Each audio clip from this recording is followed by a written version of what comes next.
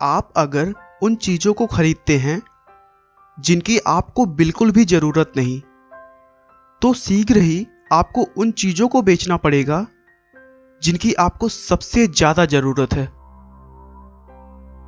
ऐसा कहना है विश्व के तीसरे सबसे धनी व्यक्ति वॉरेन बफेट का,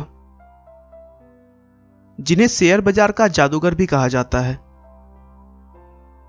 वह दुनिया के तीसरे सबसे धनी व्यक्ति होने और शेयर मार्केट के सबसे बड़े खिलाड़ी होने की वजह से इतने चर्चे में नहीं रहते हैं जितना कि वह अपनी जीवन शैली को लेकर रहते हैं। उनकी जीवन शैली उन्हें अन्य सफल लोगों से अलग करती है। उन्होंने अपनी अधिकतर संपत्ति दान में दे दी है और आज भी वो उसी घर में रहते हैं जो 50 साल पहले उन्होंने अपनी शादी के तुरंत बाद खरीदा था।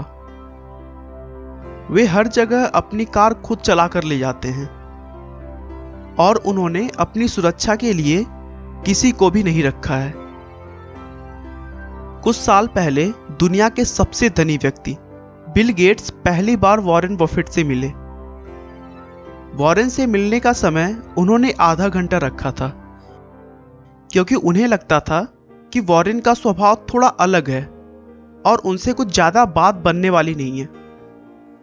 लेकिन जब बिल गेट्स वॉरेन बफेट से मिले तो वो उनके भक्त हो गए और आधे घंटे की मीटिंग पूरी 10 घंटे तक चली थी। वॉरेन बफेट का पूरा नाम वॉरेन एडवर्ड बफेट है। उनका जन्म 30 अगस्त 1930 को अमेरिका के नेब्रास्का जगह पर हुआ था। वॉरेन बफेट के पिता का नाम होवार्ड बफेट था और मां का नाम लीला। उनके पिता भी शेयर बाजार के ही कारोबारी थे, जिससे उन्हें शुरू से ही सेविंग और इन्वेस्टमेंट की प्रेरणा मिलती रही। वॉरेन बफेट को बिजनेस और इन्वेस्टमेंट का शौक बचपन से ही था।